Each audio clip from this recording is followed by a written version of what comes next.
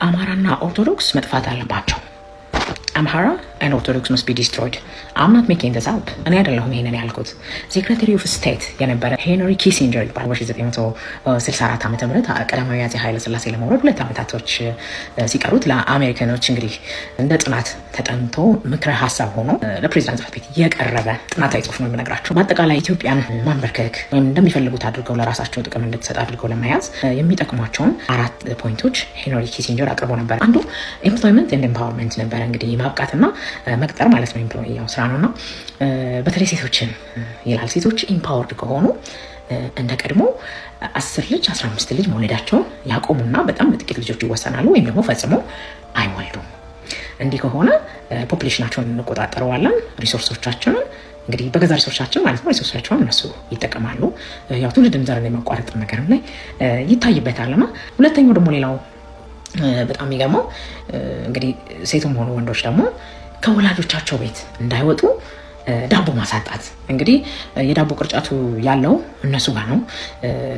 እኛ በራሳችን ሰርተን በራሳችን ለምተን በምግብ ራሳችንን እስካልቻለን ድረስ እንግዲህ የቻለው ሁሉ ሀገሪቷን ለመቆጣጠር ረዣዥም እጁን መስደዱ አይቀርም። ይሄ በታሪክም በኖርንበት ዘመንም የታዘብነው ነገር ይመስለኛል። ብዙዎቻችሁ ታውቁታላችሁ። እና የምግብ እጥረትን መፍጠር ይላል እንግዲህ አንዱ። በዚህ ደግሞ እድሜያቸው ለትዳር ለመውለድ ሁሉ የሚደርስበት ጊዜ ውስጥ ራሳቸውን መቻል ሳይችሉ ቀርተው በወላጆቻቸው ቤት እንዲያረጁ ምግብን ማሳጣት ይላል።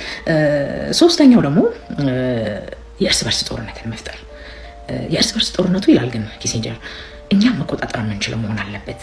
ከኛ እጅ ከወጣ ከጥቁር አሜሪካኖችና ከአረብ ሀገራት ከሆነው ምክንያቱም አረብ ሀገራት ከአንቲ ዌስተርን ናቸው። ስለዚህ ከእነሱ ጋር ተባብረው ኢትዮጵያኖች ሊያሸንፉን ይችላሉ።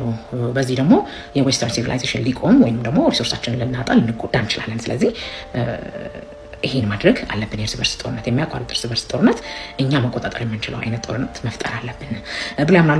ብዙዎች ሲነገር የዌስተርን ልጅ ያለበት የከልጅ ያለበት ምናምን ተብሎ አንዳንድ ጊዜ ስለ ጦርነቶችና ስለ እርስ በርስ ስላለን ግጭቶች አንዳንድ ነገሮች ሲነሳ ብዙ ሰዎች ለማመን ትረብል ይገጥመዋል።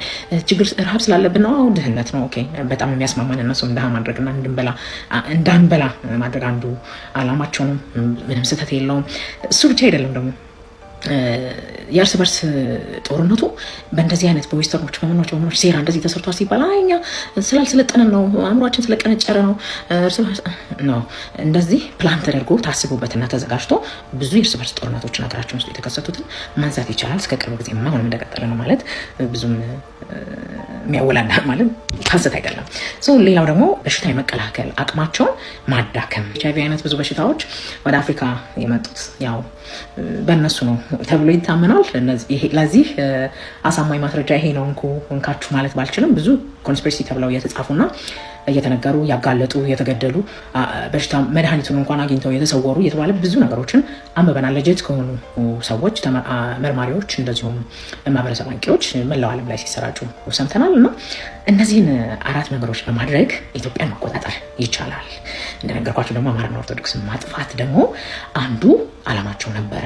ሄንሪ ኪሲንጀር ማንም ተራሰው አይደለም እንግዲህ ተራሰው አይደለም። ይሄንን ለፕሬዚዳንቱ እንደ ምክረ ሀሳብ አድርጎ ሲያቀርብና እዛ የሰበሰቡት ሰዎች ሁሉ ሲያጨበጭቡለትና ሲረዱ ነበር።